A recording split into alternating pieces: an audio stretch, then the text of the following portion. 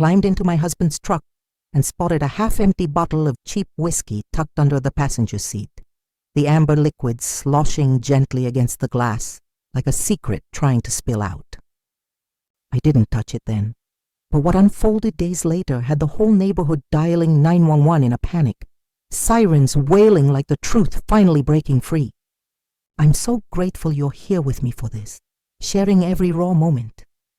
If my story resonates with you, subscribe to the channel and stay with me for the next one.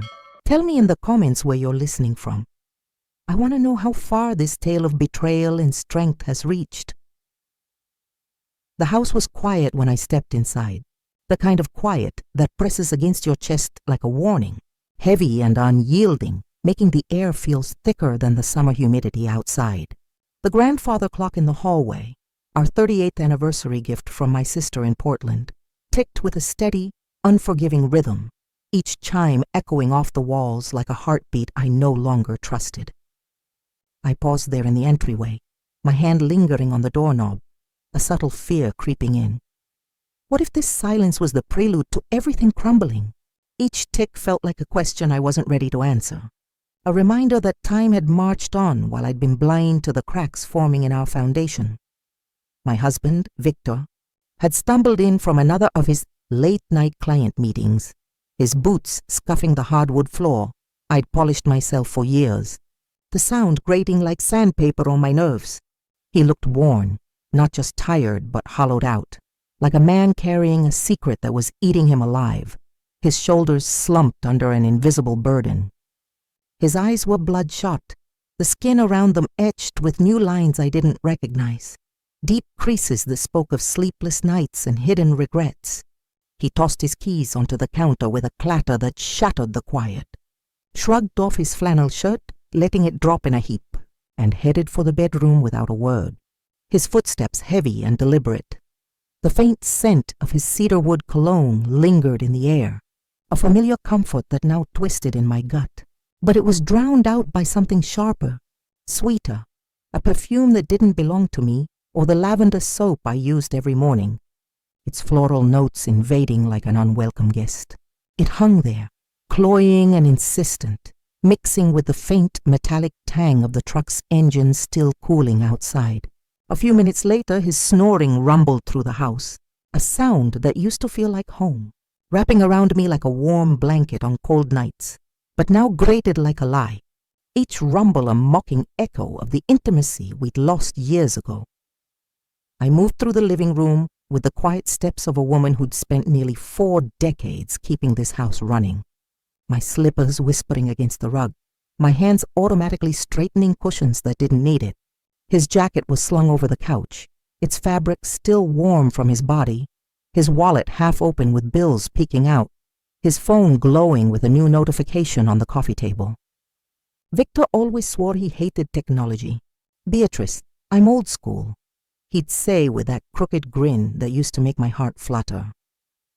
"Give me a phone call over an email any day." But there it was, a message lighting up the screen, the blue glow casting shadows on the walls like a ghost materializing. Curiosity, sharp and dangerous, pulled me closer, my pulse quickening with a mix of dread and necessity. I had to know, even if it shattered me. I hesitated for a beat, my finger hovering over the screen, a micro-conflict raging inside. Touch it and risk everything, or walk away and live in ignorance. But the pull was too strong. I tapped it open, the words hitting me like a slap. "You were amazing tonight, Dad." A heart emoji followed, bright red and mocking, pulsing on the screen, as if alive with affection. My breath caught in my throat, a sharp inhale that burned. Dad? Who was calling him that, with that kind of warmth, that intimacy that felt stolen from our own life? My fingers trembled as I swiped for more, the screen blurring slightly through the tears I refused to let fall. But there was nothing, just a random string of numbers for an email address, cryptic and cold. A chill crawled up my spine, not from the draft slipping through the old windows, rattling the panes softly, but from a fear I couldn't name yet. A profound vulnerability that made me feel small and exposed after all these years. I glanced toward the bedroom, where Victor's snores continued steady and oblivious, his chest rising and falling in peaceful rhythm, a stark contrast to the chaos erupting in my mind. I set the phone down exactly as I'd found it, my hands shaking so badly I nearly knocked over a lamp, the base wobbling with a soft clink. A reflective pause hit me then. How many nights had I ignored the signs, telling myself it was just age, just stress? Self-awareness bloomed like a bruise. I'd been the faithful wife, the one who held everything together, but at what cost to my own instincts? I kept cleaning, my movements automatic, like I was sleepwalking through my own life, gathering his things with mechanical precision. As I emptied his jeans pockets for the laundry, the fabric rough against my fingers, a crumpled receipt caught my finger, its edges sharp. It was from a roadside diner in Tulsa, dated that same night, October 12th, 2025, the paper still carrying a faint grease stain. The total was $42.80 for 2 burgers, 2 milkshakes, and a slice of pecan pie, the items listed in neat print that now screamed intimacy. Tulsa. He told me he was meeting a supplier in Oklahoma City. My stomach twisted, a knot of nausea rising, the room spinning for a moment as I leaned against the washer. Victor hated driving to Tulsa. He'd always said the traffic there made him crazy, his voice rising in mock frustration during family dinners. But the diner was near the old motel strip, a place he'd taken me once when we were young and broke, laughing over cheap coffee and dreams of a bigger life, the neon lights flickering in our eyes as we planned our future. That memory flashed now, warm and vivid, the taste of burnt coffee, his hand in mine, but it soured instantly, twisted into something deceitful. I snapped a photo of the receipt with my phone, my hands clammy with dread, the flash briefly illuminating the dim laundry room. Then I opened the email again and took a picture of that too, the heart emoji glaring back at me. I didn't want to believe what my gut was screaming, but 38 years of marriage had taught me to trust that instinct, a deep, primal knowing honed from raising kids, running the shop, weathering storms.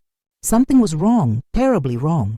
I felt like I was teetering on the edge of a cliff, staring down at a life I thought I knew, the wind of uncertainty whipping around me. A subtle fear whispered, what if this was just the tip? What if our entire history was laced with lies?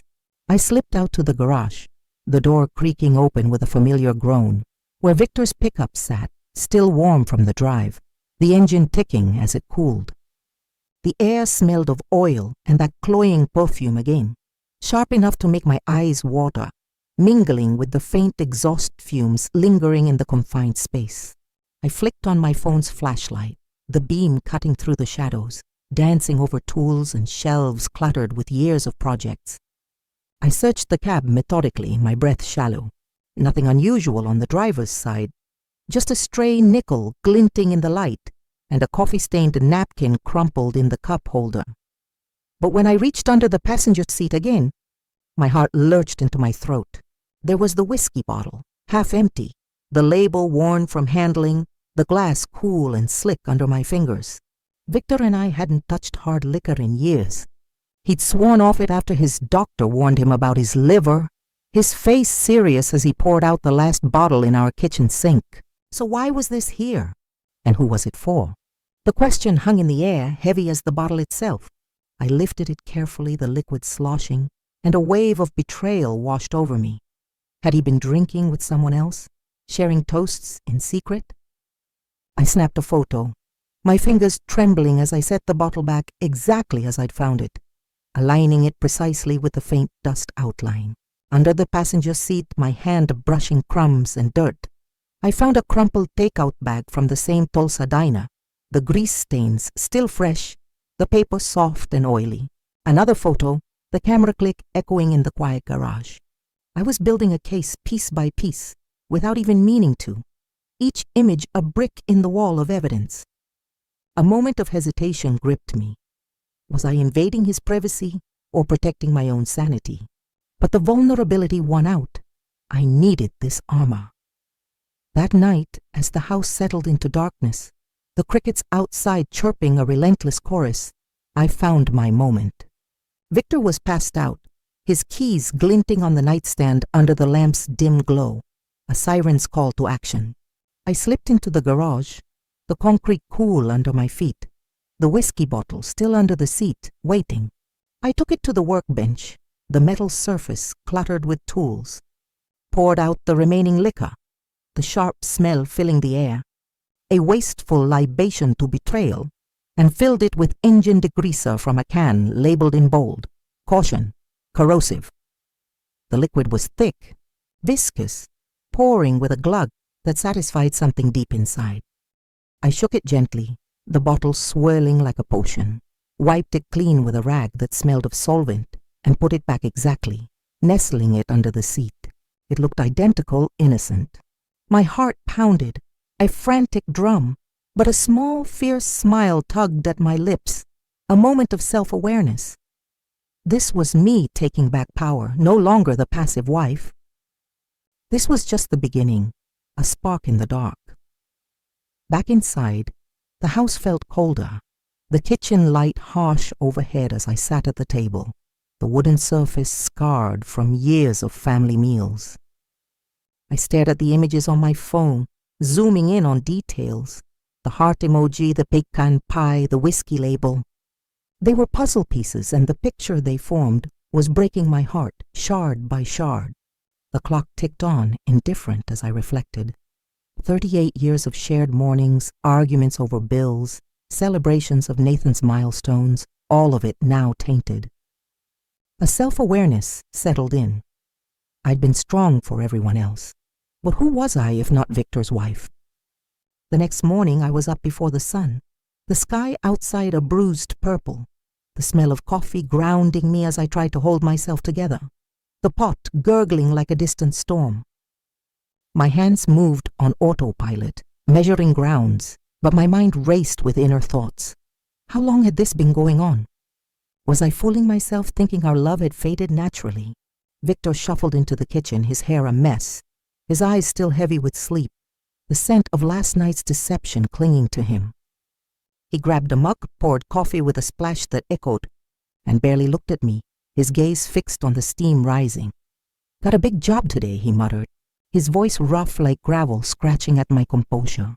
"Might be late again." He didn't meet my eyes, just like he hadn't in weeks, a micro-conflict in his averted glance, guilt flickering before he masked it with a sip. I nodded, forcing a smile that felt like a mask cracking at the edges, my lips trembling slightly. "Drive safe," I said, my voice steady despite the storm inside me, a subtle fear bubbling. What if he never came back the same?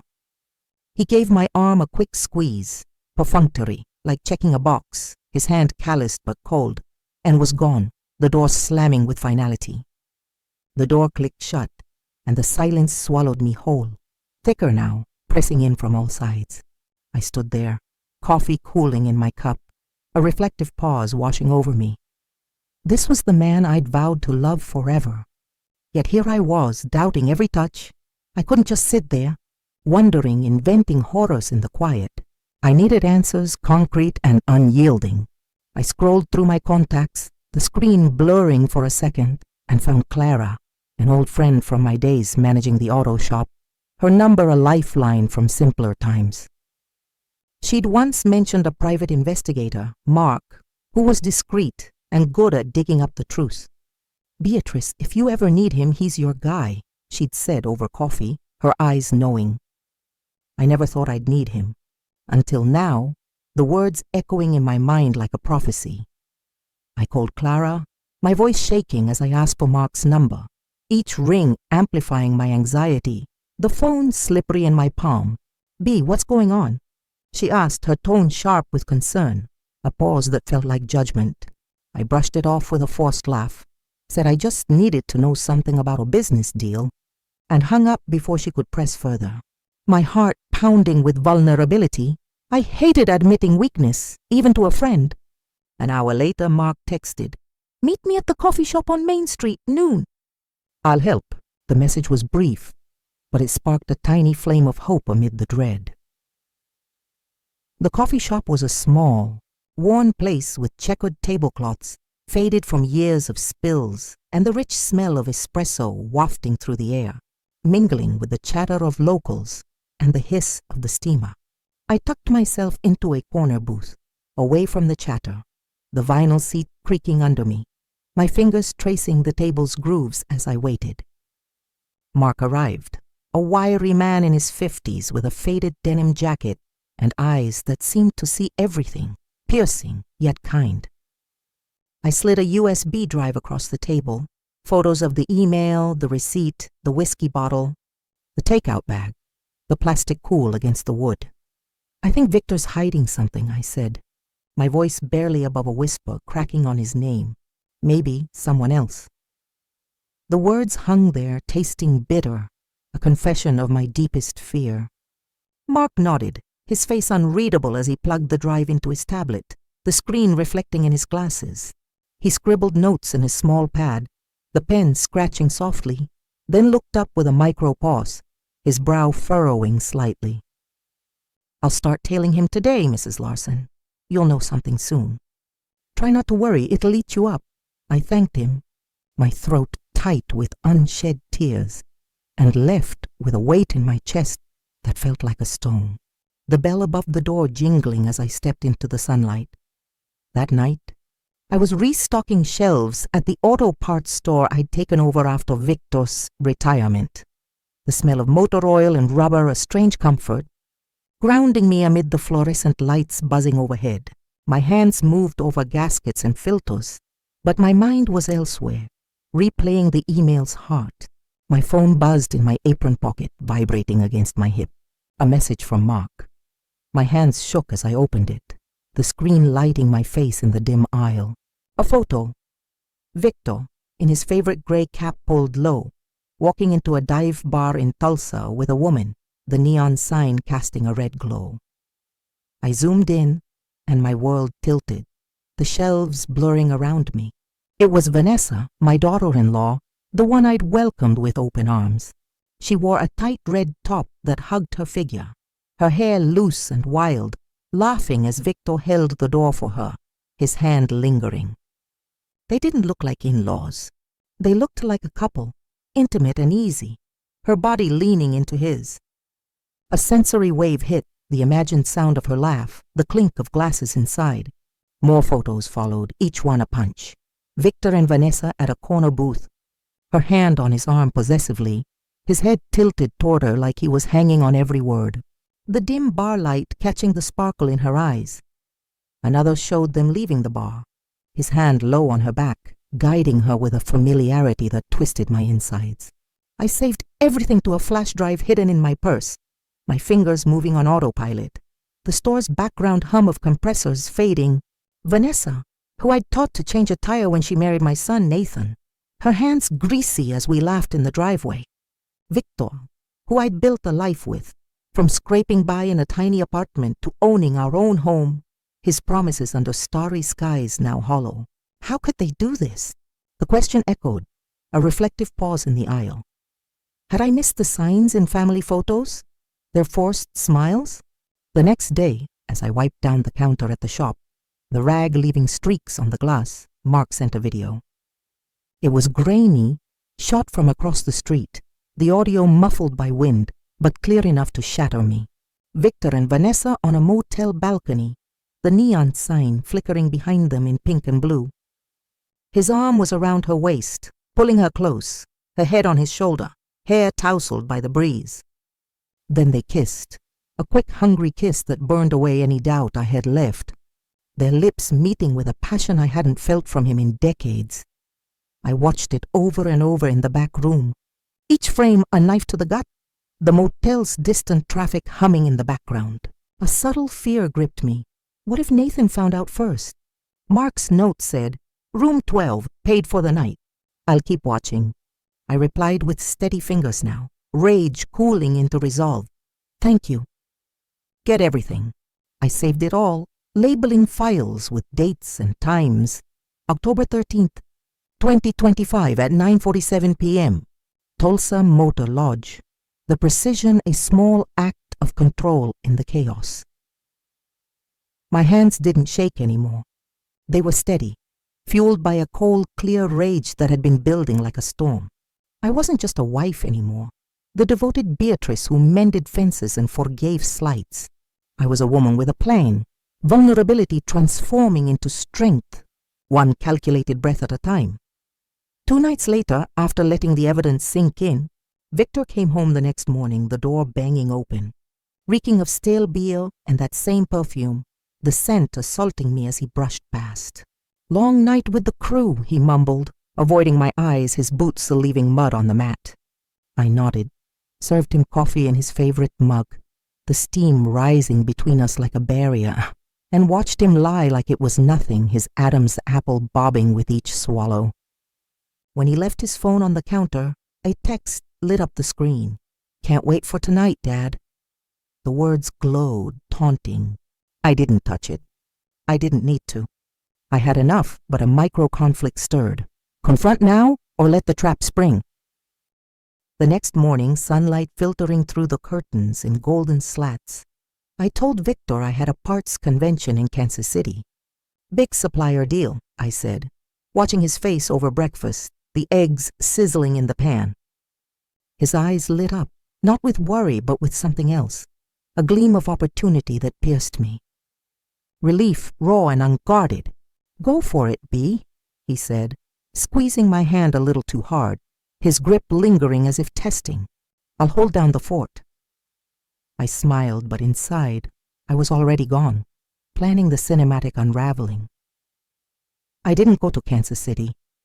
I went to Clara's house across the street, the porch swing creaking as I explained just enough. Armed with a plan and a hidden recorder I'd bought years ago for inventory notes, its plastic case familiar in my palm.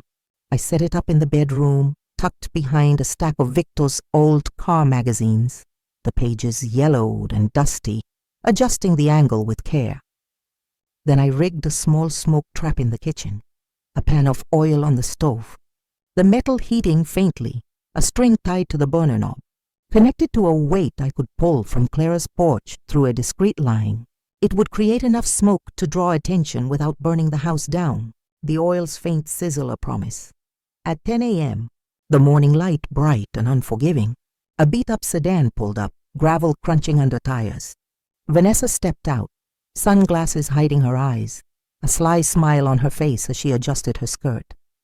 Victor met her at the door, glancing around in a hurry, his hand on her arm pulling her inside with eagerness. I watched from Clara's window, my coffee growing cold in the mug, the steam fogging the glass slightly. Through my phone, connected to the recorder via an app I'd set up in secret, I heard them, laughter echoing down the hall, glasses clinking with ice, Vanessa's voice, sharp and smug, cutting through the static. "The old lady's out of the picture, right, Dad? We can finally do this right. No more sneaking around motels." Her words were a blade, laced with ambition. Victor chuckled, low and conspiratorial. "Yeah, and once those papers are signed, the shop's ours. She won't suspect a thing." My blood ran cold. They weren't just betraying me. They were plotting to steal the business I'd built from nothing. A reflective pause. All those years pouring my soul into invoices, customers, expansions, now targeted. I waited, breath held, the tension building like a coiled spring. Then I pulled the string from Clara's porch, the line taut in my hand. The burner clicked on with a soft whoosh, the oil ignited, and thick black smoke poured out the kitchen window in billowing clouds, acrid and alarming, curling into the blue sky. Clara gasped beside me, her hand on my arm. "Beatrice, your house!" I feigned shock, eyes wide, but my eyes were on the chaos unfolding, a cinematic swell of neighbors spilling into the street, shouting and pointing. Phones already dialing. Someone called the fire department, voices overlapping in panic. Nathan, my son and the local fire chief, arrived first, his truck screeching to a halt, lights flashing red and blue. "Possible occupants inside," he barked, his voice commanding yet strained, leading his team with axes and hoses. They broke down the door, wood splintering with a crack that echoed, the sound carrying across the lawn. Through my earbuds I heard Vanessa scream, high and piercing. "What the hell? We're stuck." It burns. Victor's voice was a panicked growl. Shut up, I'm trying. Pull harder. The degreaser had done its job mercilessly, the chemical bonding their skin in a corrosive grip, unable to separate without agony. Nathan's team burst into the bedroom, boots thundering, and I heard his voice crack, raw with disbelief. Dad? Vanessa, what in God's name? The firefighters' stunned murmurs carried through the recorder, a mix of horror and awkward coughs. Chief, they're glued together. The neighborhood was already gathering, phones out filming, whispers spreading like wildfire through the smoke. That's Victor Larson and his son's wife. Caught red-handed!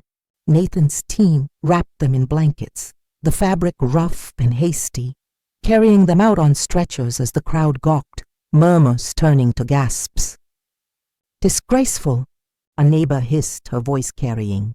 How could they? Another exclaimed, shaking his head.